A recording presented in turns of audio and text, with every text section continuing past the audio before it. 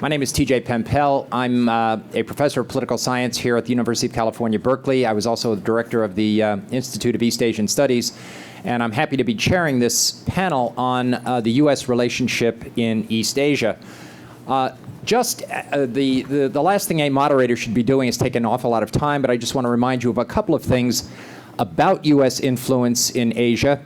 Obviously, a starting point in the minds of many of us was the fact that the United States fought three major wars in Asia during the 1940s to the 1970s, World War II with Japan, or the Great Pacific War, the Korean War, and then subsequently the war in Vietnam. And we saw a change in U.S. policy as the Cold War softened. The United States improved its relations with China. But I think we've also seen a rather dramatic shift in U.S. influence in Asia that is a response to the rise of Asia as a whole. The United States, of course, as everyone knows, has been very absorbed with the wars in Iraq and Afghanistan, allowing a lot of its focus on East Asia to have shifted to Central and South Asia. Asia itself has become economically far more successful and consequently far less dependent on the United States, with the rise of a great deal of intra-Asian trade, intra-regional organizations, the development of intra-regional production networks, and the overall economic success of Asia makes the U.S. A somewhat diminished presence from what it had been in the 1970s, 1980s. And I think the questions that we now face with the U.S. financial crisis are ones that really set the tone for what were originally going to be two papers on U.S. relations in Asia.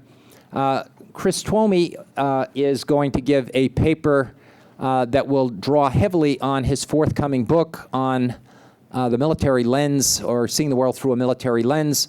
I'm not going to go through a detailed introduction, but Chris has long been a student of U.S. military policy in Asia, U.S.-Asia relations, and China relations, with a particular emphasis on the military, and he's now at the Naval Postgraduate School.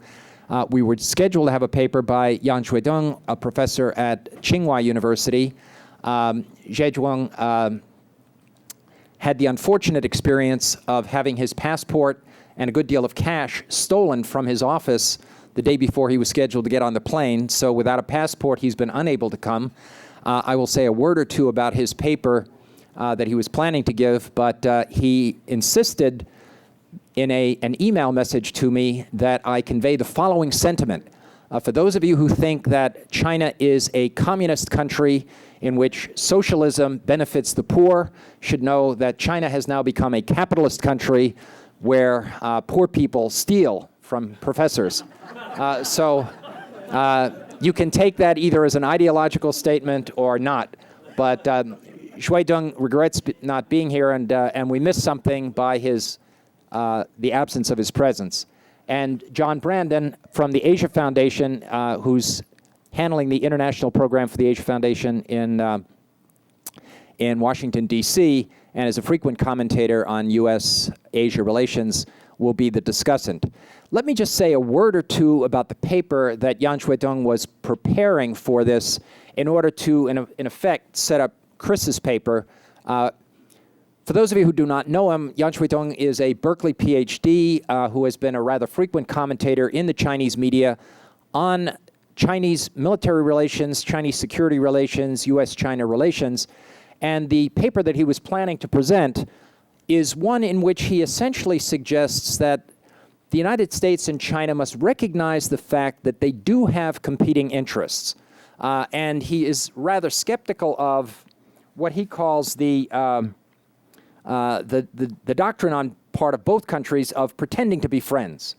We have to recognize that we have multiple dimensions of interactions. We have a lot of cultural friendship. We have business ties. We have areas where we might cooperate. But in the military arena, we should recognize, in his view, the fact that we have competing strategic interests.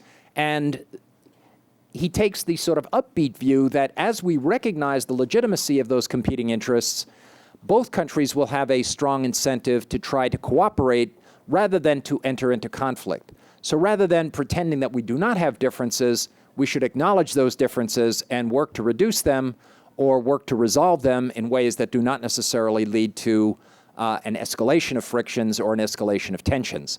So in many respects, we have a hardline Chinese scholar coming out with some very optimistic suggestions about how to move forward from this.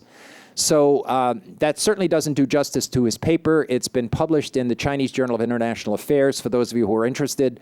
But let me stop my introductory remarks and turn the mic over to Chris Twomey for his presentation, followed by John Brandon's comments, and then we'll open it up for Q&A. Great, thanks very much, TJ. And it's a real pleasure to be here. I grew up just on the other side of Highway 24, and it's nice to be back home. I'm particularly happy to be here because both of my daughters, aged 6 and 7, discovered food poisoning for the first time last night. The word from the nanny is toast is working out just fine this morning, but you all can imagine those of you who are parents can imagine the night that I had last night. Both those comments and anything I say hereafter are my opinions and not those of the Department of Navy or Department of Defense. What I thought I'd do is talk about 4 different areas that I think are at a little bit broader level than what Xuetong's paper talks about, and perhaps therefore kind of complement it by providing some broader context. And those are sort of the rise of China in general, some shift in nuclear dynamics in East Asia, some change in the broader nature of military power in the region, and then finally the role of some domestic sources of foreign policy. And unfortunately, for the most part, I think all of these are lead me to somewhat pessimistic conclusions about the status of security competition in the region writ large. So first, with regard to the rise of China, I think these are the most well understood points, and I don't want to belabor them. China's rise relative to both the region and to the United States by most metrics are clear. I would identify myself with Professor Lampton's conclusions about not overstating that, but also note that the perceptions also often drive power. Right, that the minds do matter.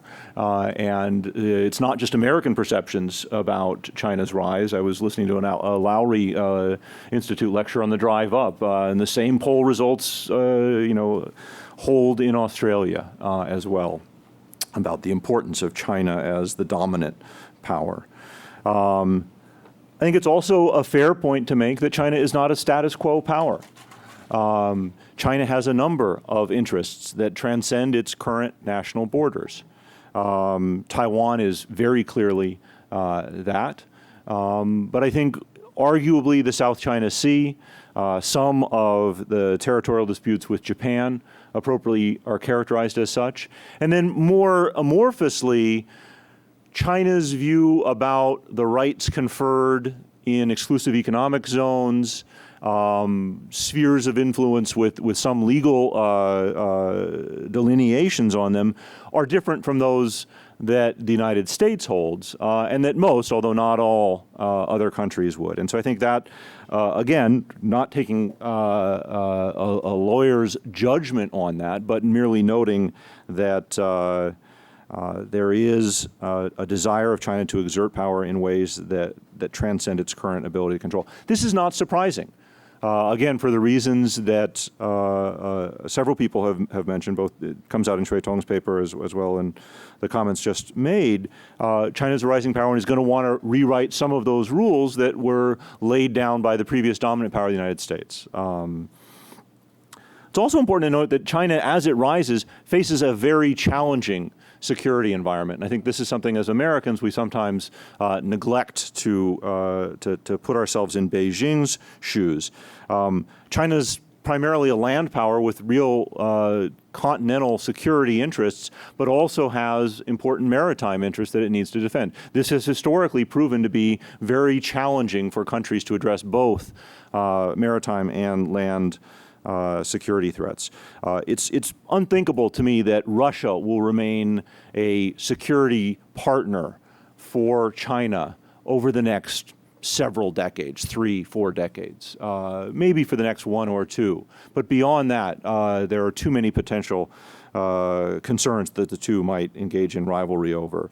I think we're beginning to see signs of a more intense Sino-Indian rivalry in some of the same action-reaction cycles that were mentioned in Sino-American relations. You're beginning to see in the Sino-Indian relationship that are inauspicious for Beijing. Beyond that, and as Mike noted, the rise of China and some of China's recent more assertive behavior is already leading to counterbalancing among the middle powers. Japan looks to pull the United States more closely into its alliance relationship. South Korea asks for a pushing off of the transfer of operational control for its military forces, OPCON transfer. Vietnam, Singapore also engaged in a range of steps to bring the U.S. a little bit closer. Nobody is willing to abandon a hedging policy, and nor should we expect that to happen instantaneously. But as China grows and begins to use its power to push, it's not at all surprising that countries in the region are going to look for alternate means to ensure their security against a changed environment. That negotiation continues not only for Beijing but for other players. It's also important to note that China is different than other rising powers we've engaged in. I think here, I'm a political scientist. I'm an MIT-trained political scientist, sort of a grand student of Professor Scalapino's by way of several UC professors as well as some back east. I think the Academy has done a poor job of helping us out here. We know that economic interdependence reduces the prospects for conflict, and we know that China is particularly interdependent, right? It's got the trade ratio that small European powers have, European powers that are enmeshed within a set of institutions that ensure that their trade relations are not likely to be severed in short order. But 65% for exports plus imports divided by GDP is not something that continental economies normally have, and I think that tells us a couple of different things. But it, first of all, it suggests some vulnerability for China, thus leading to the predictions about China's reluctance to challenge its dependence on international trade. But I think beyond that, when you talk about power transitions, about rising powers, hegemonic stability theory, the key variable that those scholars focus on is to what degree states are satisfied with the international system. And I think that's a very difficult question to come down on. But I think if you look at what are the objective questions that China would want to fight over in the international economy, it's not a huge list. I'd be interested in hearing, for instance, Bill Grimes talk a little bit about the currency issue. But my sense is that, aside from the undervaluation of the Chinese yuan, is there a desire to fundamentally remake the international economic order with an RMB-denominated currency? I don't see any desire for that in Beijing. China's involvement in the international economy changes the way that they think about their interests in a way that previous rising powers probably have not had to think about. And that, feeds into discussions about responsible stakeholders. It's one of the reasons why I'm fairly optimistic about China's energy dependence internationally. This forces them to face some of the same security challenges that we do, and we're not the primary threat to energy lines of trade lines, sea lanes of communication in energy security area. But I think one area that scholarship hasn't done a great job of, and all of us in the room can maybe contribute to this in the future, is trying to identify ways in which previous hegemonic transitions, we all know the British-American case as being the most positive, to what extent does cultural similarity, does the Anglo-Saxon cultural, strategic culture or shared understandings about the nature of the international system facilitate peaceful transition as opposed to the economic underpinnings of a rising power? Is one of those more important than the other? Because obviously that has very different implications for China. Let me turn quickly to the other areas. Let me talk a little bit about nuclear complexity and multipolarity in East Asia. And I've got a short paper that I'm working on for NBR trying to develop some of these ideas. Asia is now a multipolar nuclear region. As the U.S. and Russia have declined, a number of other countries have developed increasingly large arsenals.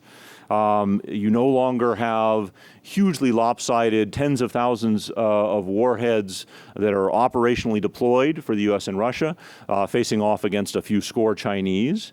Instead, you're probably moving towards 1,000, 1,500 operationally deployed U.S. warheads compared to maybe 100, 200 for the Chinese. And the Indians and Pakistanis are developing perhaps similarly sized arsenals. This is multipolarity in a way that we haven't ever had to face before in the region. There aren't clear alliance relationships as there were in the Cold War between France and Britain on the one and the United States on the one hand and the Soviets.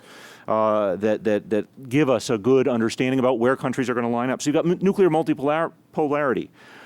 Two, you've got strategic complexity or nuclear complexity. It's not just strategic weapons facing off with a clear delineation of what's a strategic and what's a tactical weapon. What's a tactical weapon on the Russian-Chinese border? That concept doesn't really make sense. Tactical weapons would have the same strategic capability that strategic weapons did in the Cold War. Beyond that, missile defense systems. I used to be a real missile defense pessimist. Ted Postal out at MIT convinced me. I finally moved away from that. I think the U.S. has gotten pretty good at this against second-tier adversaries or potential adversaries. Other countries are moving into the area, both in terms of buying U.S. systems off the shelf, Japan, South Korea, Taiwan, or developing their own. India, China, Russian and China collaboration, and so on. So you got missile defense, you got strategic and non-strategic weapons, and then you've got long-range prompt global strike. That is American conventional ballistic missile capabilities that have the ability to attack nuclear forces of a potential adversary. And increasingly, you have Chinese conventional missiles that would also have strategic effects of a different sort, but I think what are clearly regarded as strategic level threats. And then finally, in this nuclear mix, different countries in East Asia think about nuclear weapons in radically different ways. In the Cold War, there was certainly a variation about how countries thought about the utility of nuclear weapons between the U.S. and the Soviets, but it was in a fairly narrow band. The way that China or India thinks about no first use, at least as a declaratory policy, and about the role nuclear weapons play in sort of a minimal deterrent role, existential deterrent role, is rather different than the way the U.S. thinks about it. I think the Russians and the Pakistanis think about it in a third sort of way. Use of nuclear weapons early on the battlefield as a way to deter conventional war from even going to an intense conventional war. North Korea, I'm not sure how they think about it. I would welcome any comments from the audience to help me out on that. But I think it's also clear that's yet another category of how countries think about the utility of nuclear weapons. So you throw all these different factors together, you've got more countries with nuclear weapons thinking about them in different ways, and strategic weapons in general have become more complex. And I think the implications of all that is profoundly pessimistic for arms control. It's very hard to have an arms control agreement when you don't agree what sorts of weapons we should be talking about. You have different conceptions about strategic stability because different countries across the negotiating table have different understandings about the role of nuclear weapons. And countries are going to be loath to give up weapons because, for some cases, they don't agree on the utility of, say, missile defense systems. These were integral to our ability to negotiate with the Soviets in the Cold War. You're not going to have that same shared understanding in the contemporary environment. So that's the second set of concerns, nuclear issues. Third, though, is conventional technologies. I go back to some work that I've done with some folks at the Naval Postgraduate School, naval officers, who've really kind of educated me on this. China's access denial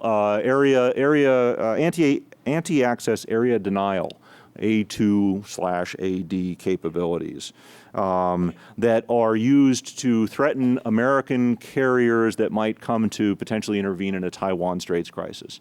Those of you who focus on China military know that set of capabilities well. These are not capabilities that are somehow, aside from the ballistic missile threat to carriers, that are somehow uniquely Chinese.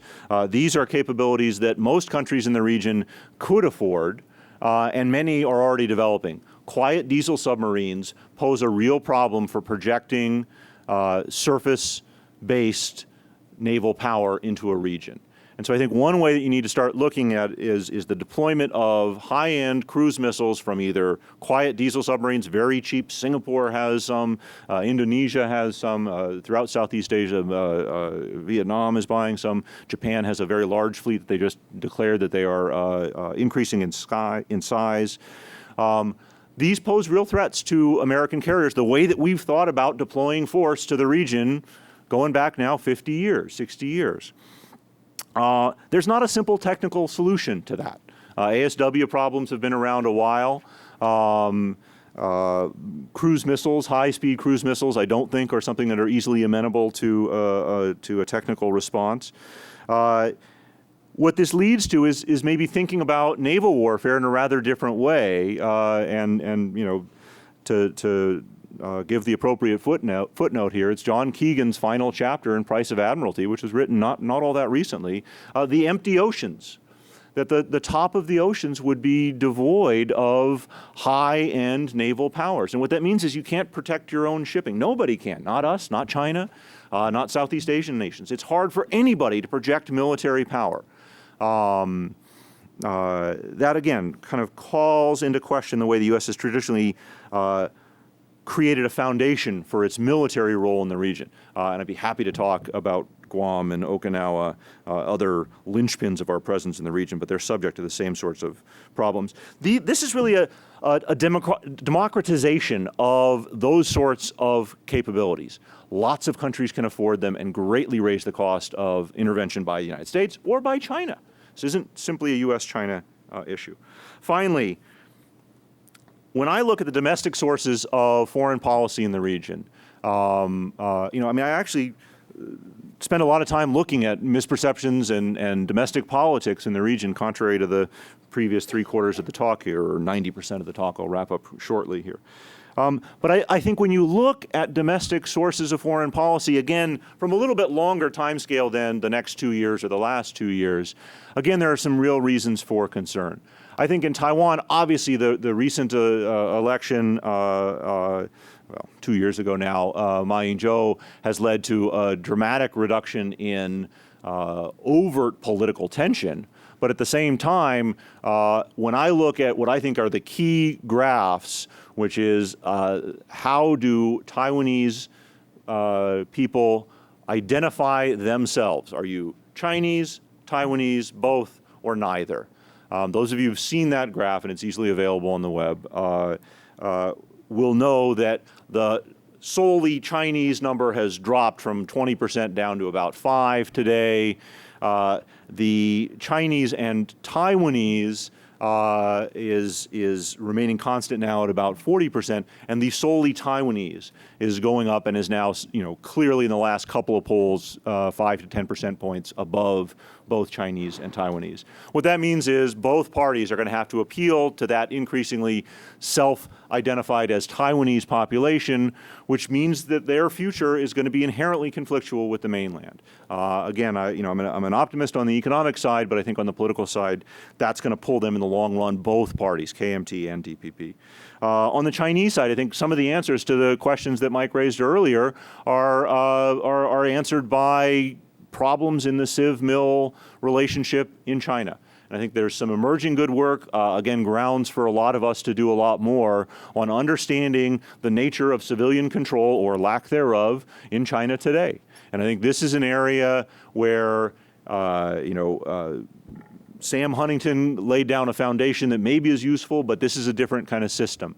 There aren't the same degrees of objective control. The old-fashioned mechanisms of control of the Chinese military are gone. And I think there's a lot of evidence for real tension and for a lot of elements of Chinese foreign policy being driven by the military. I'd be happy to kind of elaborate on that. I'm overdue to wrap up. I would just say that Japan as well, you know, the nature of Sino-Japanese nationalism on both sides raises big questions for me about how Japan is going to be able to find a comfortable secondary position to China in the region. And I think Japanese nationalism is likely to continue to push them towards more assertive policies. You know, China will make another mistake like they did over the recent island dispute and their fishermen, and that will inflame, you know, the parties that are most on their side in Japan, as has happened in this case. But I wouldn't focus too much on this one case. That's a structural issue. China will make more mistakes. All countries do, and Japanese nationalism, I think, will lead to something of a spiral in that relationship as well. So with that degree of pessimism, let me close. Thank you very much, Chris. Let me turn the mic over to John Brandon then for his observations. Thanks. Thank you, TJ. I'm going to take the next 10 minutes and sort of talk a bit about my impressions of Mike Lampton's paper and his comments that he made this morning, but in sort of in contrast to Dr. Yan, who is unfortunately not here this morning, and respond to some of the things that you have said, Chris. Both papers acknowledged the decline of U.S. economic clout and the rise of China. I think what Mike eloquently did earlier in his talk and also in his paper is that he goes into the reaction of both the American and Chinese populations to all of this. And he mentioned at the end of his talk about how when for the U.S., when Americans are unhappy with ourselves, we tend to be defensive. And conversely, we're seeing in China a strong sense of entitlement. And I think this is reasonable given the remarkable economic growth and changes that have come in China over the last 3 decades, and it's the country's enhanced stature, not only in the Asia-Pacific region but globally. But I think, as Mike said, it would be a mistake, as well as Professor Yan, it would be a mistake to underestimate the United States. If anyone had been riding on roads in Shanghai or in the Brooklyn Queens Expressway outside Manhattan, you would see that in terms of the quality of the infrastructure, you could see why the Chinese might not feel that we have anything over them in that regard, as Shanghai's roads are bigger and more modern. But China still has a long way to go, even though it became the second largest economy, superseding Japan just a month or two ago. It's still only about 1/3 the size of the U.S. economy, and you're also talking about a country with 4 times the population of the United States. And clearly, there are challenges, and as the demographic trends are leaning towards China, by 2040. That this will be a real challenge in how Chinese leaders then will manage the economy, and that it will continue to grow and to be influential. And then at the same time, where I think Mike is maybe a bit more optimistic about than me about the U.S. economy. I mean, you looked in the New York Times a couple of days ago. There was talk about whether this recession is going to be longer and deeper than perhaps anyone was anticipating. And we're talking about, for the first time, that a young generation of Americans may not have a higher quality of life than their parents. I don't think this should be underestimated. I think if that is to happen, I think that it would have a real impact on our national psyche. And it might reinforce the types of views that you were talking about that both the Americans and Chinese should avoid about each other. It also would have a bearing on how America's ability to commit ample resources to carry out its foreign policy. I'm not saying that America would withdraw from the world, but will it have the ample resources to be able to conduct a foreign policy that would indeed be effective? Clearly, the U.S. and China have differences of opinion on a number of issues, and China is now, I think probably before China would express its frustration with U.S. decisions, whether it was related to Taiwan or to human rights or any other type of political irritants. But I think now they're willing to show their consternation and their resentment as opposed to just their frustration. China doesn't like selling arms to Taiwan, and earlier this year they suspended military-to-military relations. But Mike, as you pointed out in your paper, but not in your talk, the first thing that's normally suspended when tensions become high is that are military-to-military relations, and they tend to be the last thing that is restored, saying that in relation to the rest of the bilateral relationship, this part of it, and it's an important one, is somewhat retarded in comparison to other facets of it. But you're now seeing, instead of just a frustration, a couple of months ago, the Chinese agreed to build 2 nuclear reactors in Pakistan. So is that getting back for selling arms to Taiwan?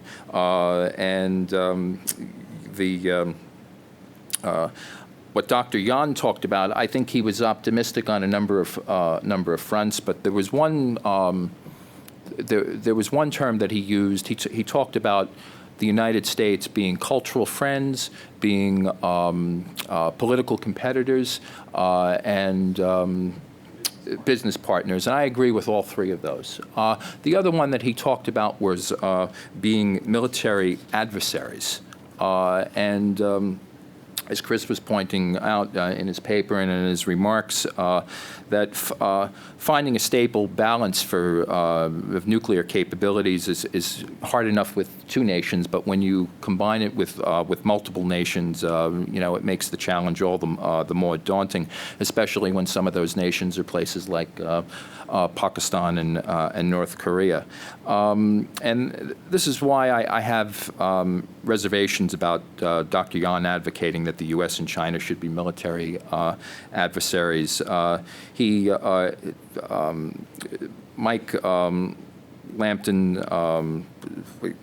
that he, I think if somehow both countries were to acknowledge or use that lexicon, I think we would be setting the bar low on both sides.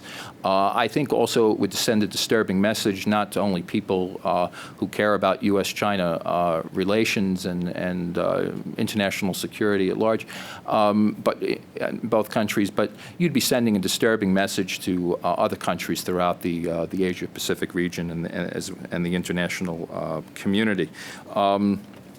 Let me turn to something that hasn't been discussed in anything thus far, was the issue of the South China Sea. It's been sort of the big topic over the last couple of months. China earlier this year said that the South China Sea is a core interest, and it's proclaimed much of the water, despite other nations having overlapping claims for them in Southeast Asia, Vietnam, the Philippines, Malaysia, and Brunei. The U.S. has said that it's in our national interest, as we want freedom of navigation and respect of international law, and so that goods and people and legitimate economic activity can pass through these waters unhindered. There's a lot of oil, or believed to be a lot of oil and natural gas there, that would be important to all these countries' future economic development. But I don't believe that there's enough there that necessarily would satiate the needs for just China alone. The U.S. does not take sides on this issue, other than to say that they want the claimants to resolve resolve the disputes peacefully.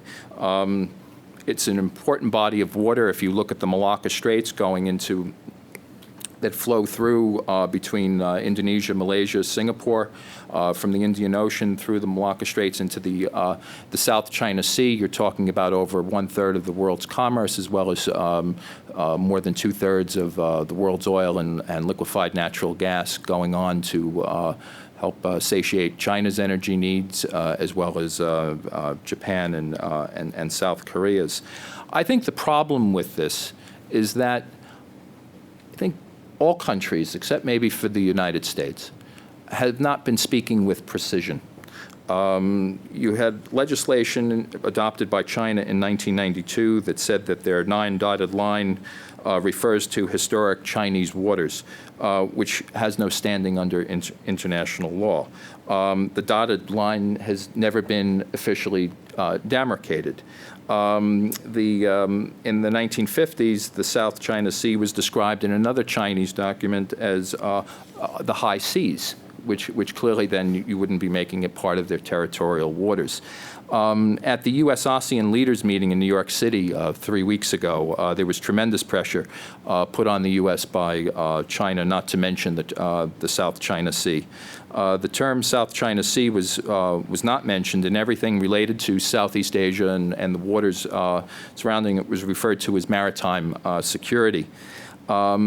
I think behind the scenes there was a sense that the Vietnamese might have been looking too forward on this issue, and I'm not sure if it was necessarily appreciated by all ASEAN members. Indonesia is going to be the next ASEAN chair. As the world's largest archipelago, it naturally has a maritime interest, but it's not a claimant in the South China Sea.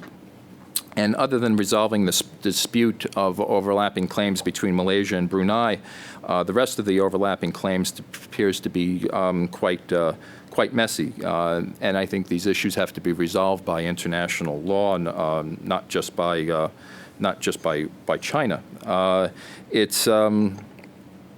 And it's not just China that has to be willing to negotiate. It also has to be ASEAN, because Vietnam and the Philippines haven't necessarily talked with the precision that I think would be important in helping to resolve these negotiations as well. Clearly, the issue needs to be carefully calibrated and adhering to the code of conduct, even though not binding, but maybe working towards that endeavor, I think would be a step in the right direction.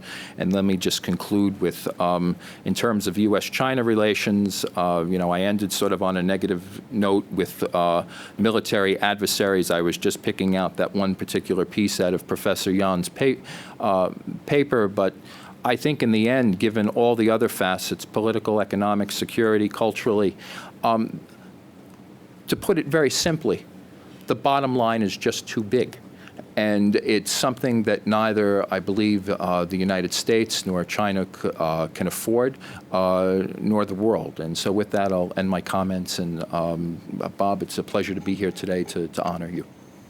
Thanks very much. I'd like to open this up to the floor and then perhaps save a few minutes at the end for both John and Chris to respond to anything that might be said. But again, let me ask, if you would like to raise a question, please identify yourself, and if it's directed at a specific panelist, please indicate that as well. Leif Eric. Hi, Leif Eric, Stanford University. Chris, excellent presentation as always. If I may, I'd like to ask you if you could kind of rank order for us some of the recent developments that may be reshaping perceptions about China's military power and posture. How important, for example, are the recent controversies over the South China Sea vis-a-vis the role that China is seen to have over the Cheonan situation with North and South Korea? Many other things brought up today. If you could give us a sense of what are the most important issues in the region reshaping perceptions of China's military stance? Thank you. I think that's a hard question to answer, which means it's a good question. I think a lot of that is going to be dyad specific, right? And so region-wide, is any one issue, the dominant one? I think for different dyads, whatever the recent spat is, whether it's the semi-official claims about core national interest in South China Sea. It's not a foreign ministry statement at this point, but clearly a more pronounced statement. That matters a lot in Southeast Asia. Korea and Japan look at Chonan, and Japan obviously at that. But I think the theme that underlies all of them is an unwillingness of China to have very open discussions about where their military is going. And I think, if there's one thing that sows it across the region, it is that difficulty that the PLA has in providing a coherent explanation, an open dialogue on where they're heading in terms of their military modernization, how they see their national interests being served by different capabilities that they're developing, that there isn't a stringing together of that sort of discussion. And I'm most familiar with that on the nuclear side, but I'm pretty aware of what goes on the conventional side, in particular with the U.S., but also in the region. And you just see that complaint pervasive, right? Japanese are now complaining about that in their white papers.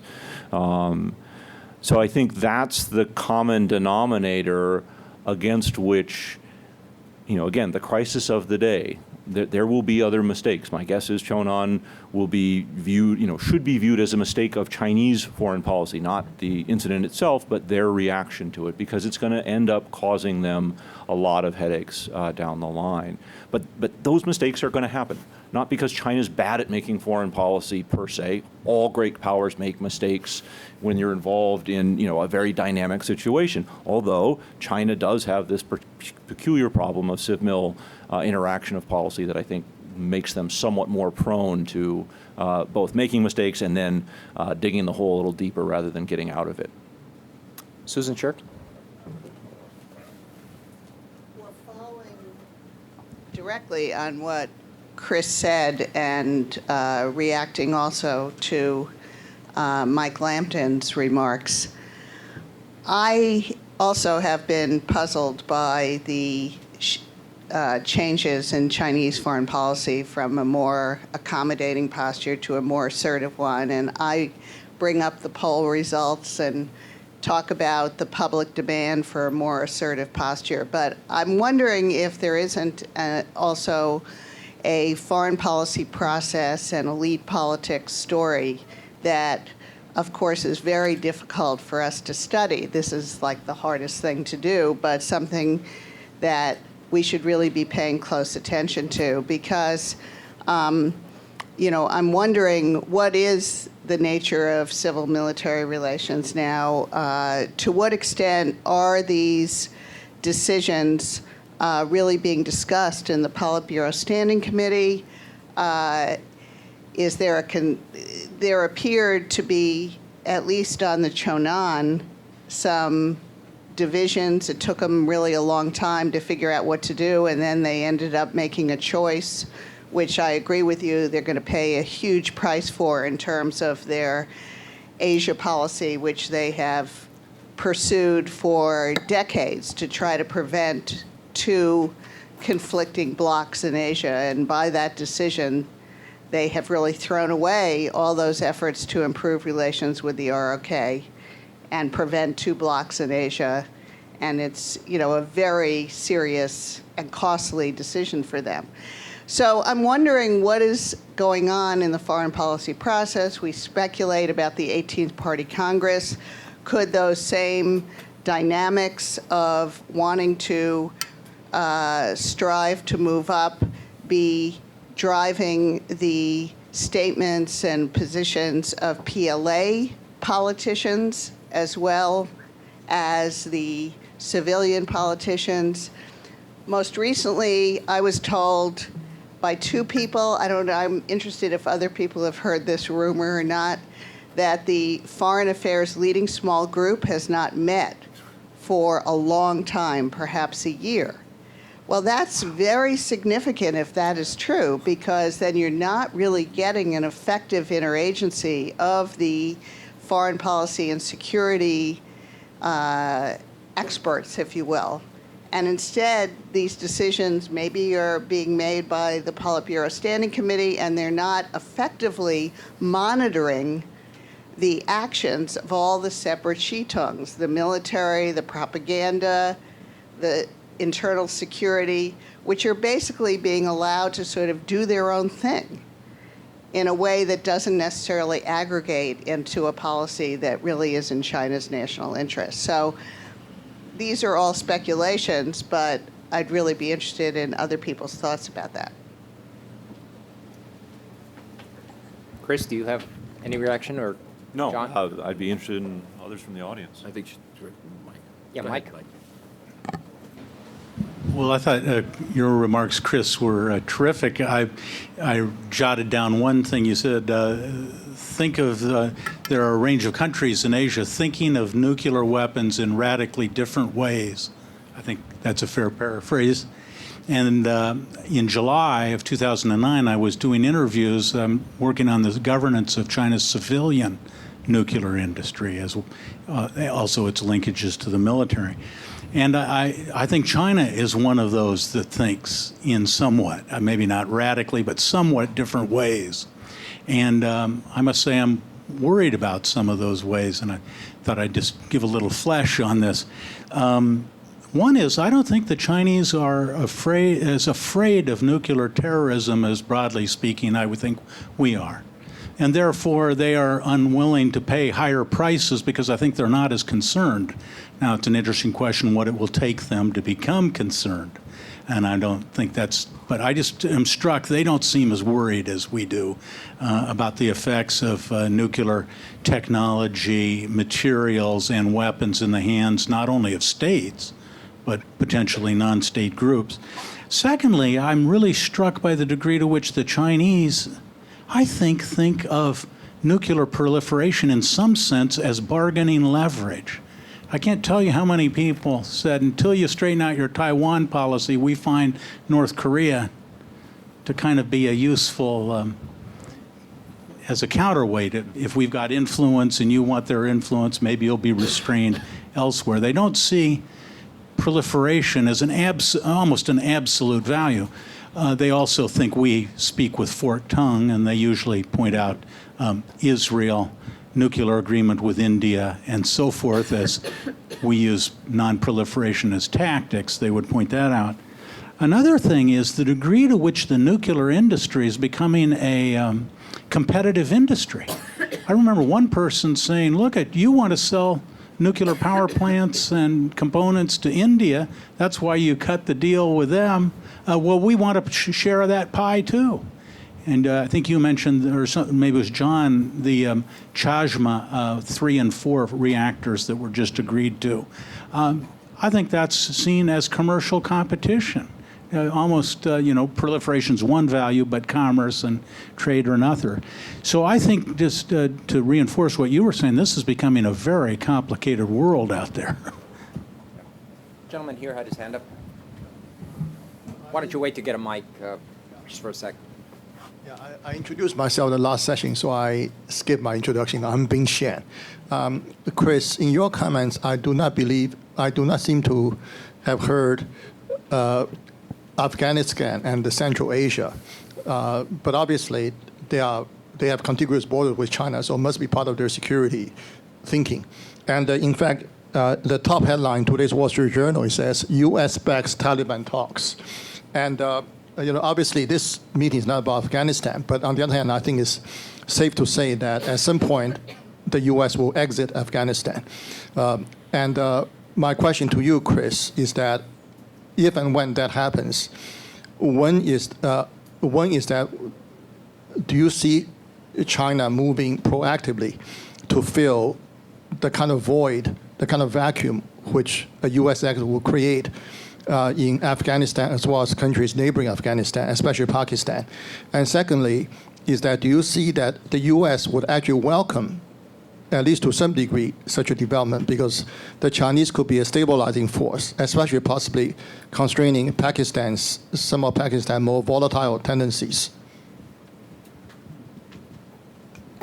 Thanks. That's an interesting set of issues. Let me first go back to Susan's point. I mean, I agree with most of what you said, and I hope we have others in the audience who will chime in with kind of additional thoughts on that. I mean, I think those are some of the questions that are both really hard to study. We don't have a lot of great data, but the data that we do have suggests some real deep flaws.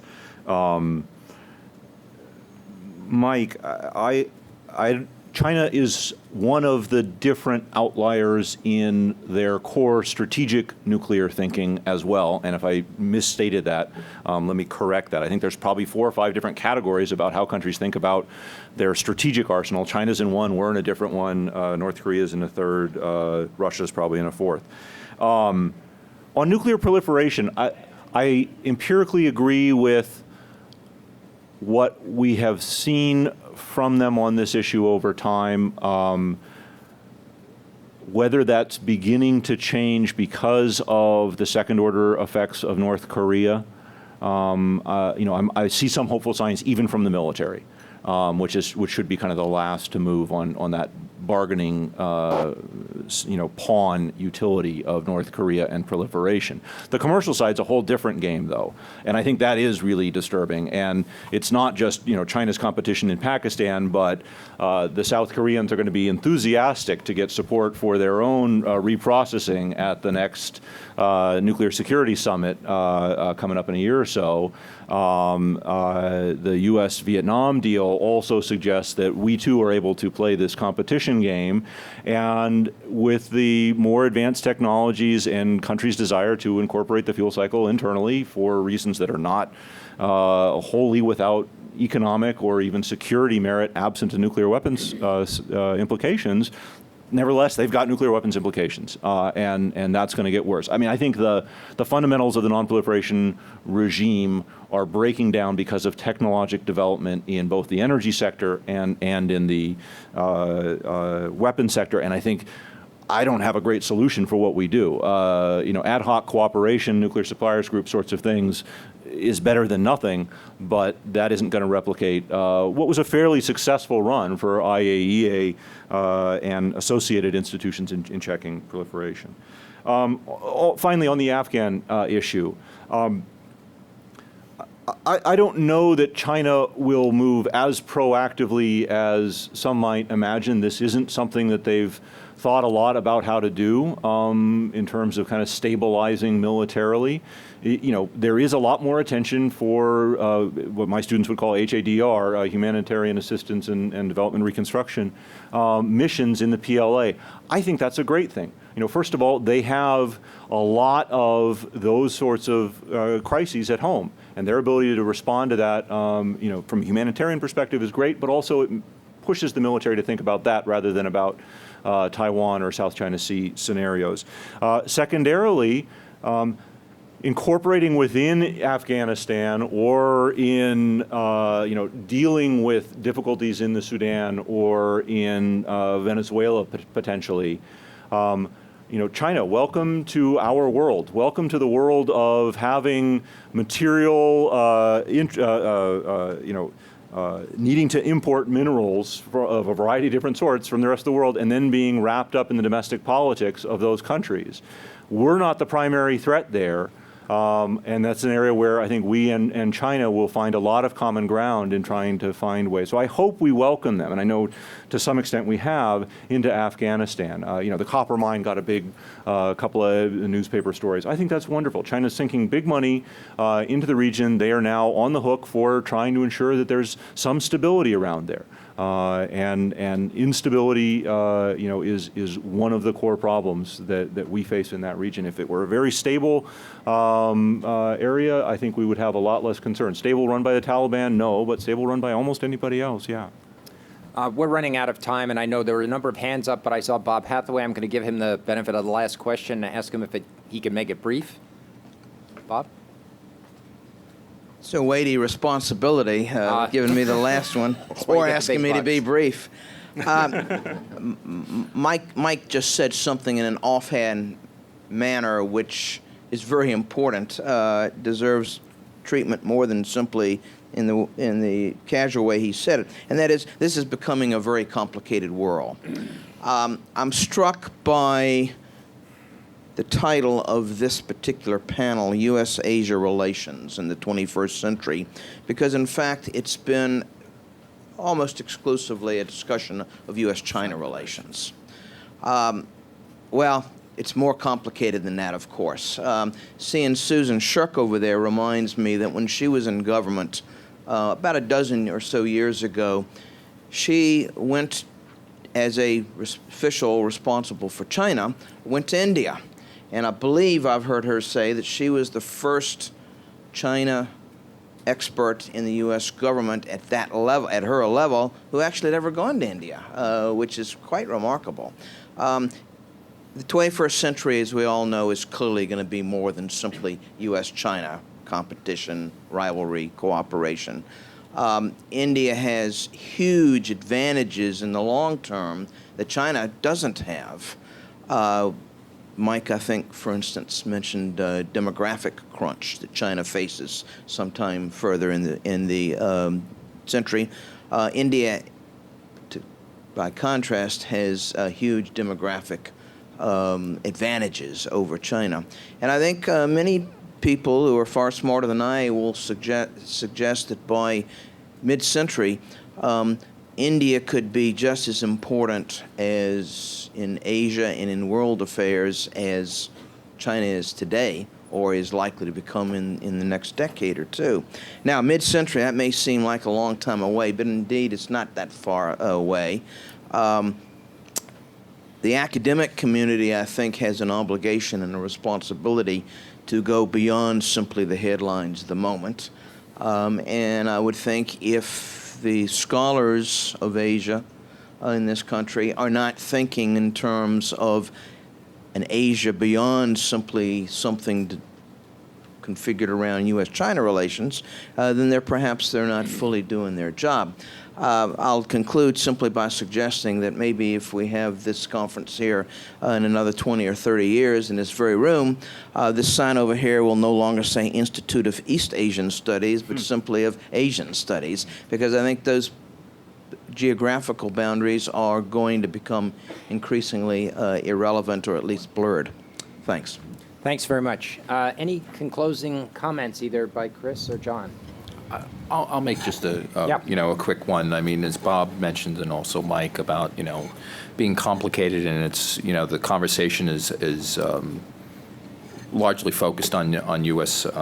China relations, and I was just sort of responding to what other people were saying, but I think there are a number of, in terms of security issues, there are a number of transnational issues that are very important to U.S. interests in Asia. You look at the energy security, climate change encompassed in that, as water and food security, as well as natural disaster and humanitarian assistance. And I think that in terms of U.S. efforts in wanting to engage more with more comprehensively with Southeast Asia through ASEAN, I think that's an important sign. I think it's a positive one.